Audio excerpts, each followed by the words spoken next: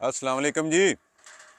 ਸੁਬਾ ਸੁਬਾ ਮੈਂ ਕਿਹਾ ਆਪਣੇ ਸ਼ੇਰਾਂ ਦਾ ਪਤਾ ਲੈ ਲਈਏ, ਕਿਉਂਕਿ ਸਾਡਾ ਵੀ ਜੱਗੂ ਜਿਹੜਾ ਮੇਲ ਹੈ ਉਹ ਵੀ ਬਿਮਾਰ ਹੈ, ਉਹਨੂੰ ਸੱਟ ਲੱਗੀ ਹੈ ਤੇ ਸਹੀ ਨਹੀਂ ਹੋ ਰਿਹਾ, ਤੇ ਇਹਨਾਂ ਨੂੰ ਚੈੱਕ ਕਰਨੇ। ਹਾਂ ਬਾਈ, ਬੜੇ ਐਕਸਾਈਟਡ ਹੋ, ਕੀ ਗੱਲ ਹੈ?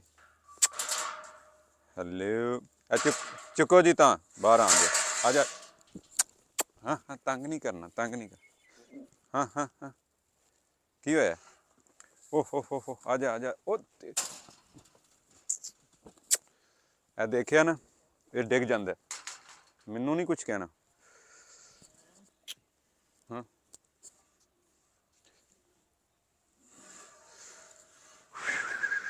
ਹਾਂ, ਨਹੀਂ,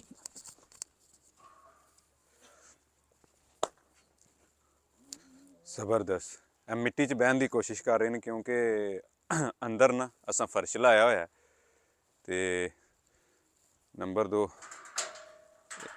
ਇਹਦੀ ਦਰਦ ਨਹੀਂ ਜਾ ਰਹੀ, ਪਤਾ ਨਹੀਂ ਕੀ ਗੱਲ ਹੈ। ਮਾਸ਼ਾਅੱਲਾ ਬਹੁਤ ਫਰੈਂਡਲੀ ਸ਼ੇਰ ਨੇ ਸਾਡੇ, ਤੇ ਦੁਆ ਕਰੋ ਕਿ ਇਹਦੀ ਜਿਹੜਾ ਨਾ ਉਹ ਪੇਨ ਹੈ, ਕਮਰ ਦੀ ਜਿਹੜੀ ਸੱਟ ਹੈ ਇਹਦੀ, ਉਹ ਵੀ ਠੀਕ ਹੋ ਜਾਏ। ਅਦਰਵਾਈਜ਼ ਤੁਹਾਨੂੰ ਪਤਾ ਹੈ